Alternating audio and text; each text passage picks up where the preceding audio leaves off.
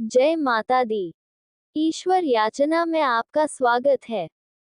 भक्त का भाव ही माँ दुर्गा को प्रिय है। बनारस में उस समय कथावाचक व्यास डोगरे जी का जमाना था। बनारस का वणिक समाज उनका बहुत सम्मान करता था। वो चलते थे तो एक काफिला साथ चलता था। एक दिन वे दुर्गा मंदिर से दर्शन करके निकले तो एक कोने में बैठे ब्राह्मण पर दृष्टि पड़ी जो दुर्गा स्तुति का पाठ कर रहा था। वे ब्राह्मण के पास पहुंचे जो कि पहनावे से ही निर्धन प्रतीत हो रहा था। डोगरे जी ने उसको 21 रुपये दिए और बताया कि वह शुद्ध पाठ कर रहा था। ब्राह्मण ने उनका धन्यवाद किया और सावधानी से पाठ करने लगा। रात में डोगरे जी को जबर बुखार ने धर दबोचा। बनारस के सर्वोत्तम डॉक्टर के यहाँ पहुंच गए। भोर के 4:15 ही उठकर डोगरे जी बैठ गए और तुरंत दुर्गा मंदिर जाने की इच्छा प्रकट की।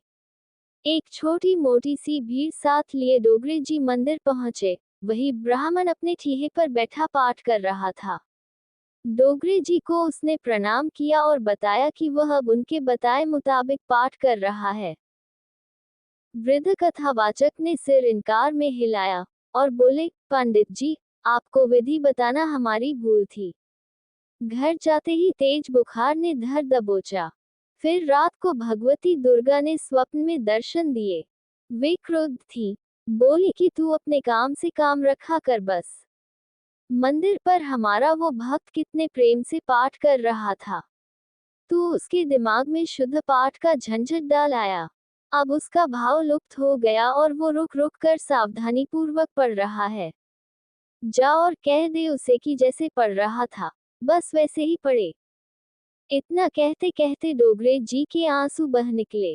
रुंधे हुए गले से वे बोले, महाराज, उम्र बीत गई, पाठ करते माँ की झलक न दिखी। कोई पुराना पुण्य जागा था कि आपके दर्शन हुए, जिसके लिए जगत जननी को आना पड़ा।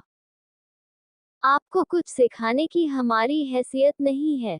आप जैसे पाठ करते हो करो। आप सामने पढ़ें, आशीर्वाद का हाथ इस मदांध मूर्ख के सर पर रख देना।